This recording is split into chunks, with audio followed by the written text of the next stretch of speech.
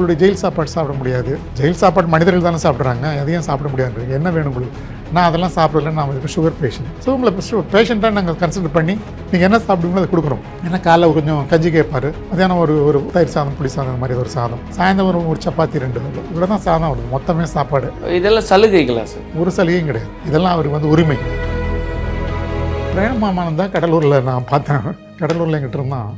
அதெல்லாம் வந்து அவன் வந்து சின்ன சின்ன பொண்ணுங்களை செட்யூஸ் பண்ணது. ஸோ எல்லாத்தையும் நேரேட் பண்ணியிருக்காங்க. அவங்களுக்கு இன்ச் பை இன்ச் அவங்க நேரேட் பண்ணியிருக்காங்க. அவனுக்கு 2 லைஃப் அவனுக்கு. ஃபஸ்ட்டு டே வந்த உடனே ஏன்டா உனக்கு இந்த வேலை, உனக்கு ஏன்னா இந்த மாதிரி பண்ணியிருக்கேன், நீ இவ்வளோ அழுத்தனம் பண்ணியிருக்கேன், நீ ஏன்னா வந்து உள்ளே வந்து லிங்கமெல்லாம் எடுப்பாங்க சொல்லி இடற பார்க்கலாம் லிங்கம்லாம் அப்படின்னா எல்லாம் சார் அதெல்லாம் சும்மா வைத்து பொழப்பு சார். இதெல்லாம் கொஞ்சம் பணம் ஜாஸ்தி ஆச்சுன்னா திமிர் ஜாஸ்தி ஆகிடுது உங்களுக்கு உடம்புல. அப்போ உங்களுக்கு வந்து அதுக்குரிய வாய்ப்புகள் இருக்குனால அவன் அதை யூஸ் பண்ணுறான். எங்களை பொறுத்த வரைக்கும் அவன் எவனாக இருந்தாலும் சரி தான், இந்த நாடாளுற ராஜாவாக இருந்தாலும் சரி தான், ஜெயிலுக்குள்ளே வந்தாலும் அக்யூஸ்ட், ஒரே பார்வை தான், குற்றவாளி.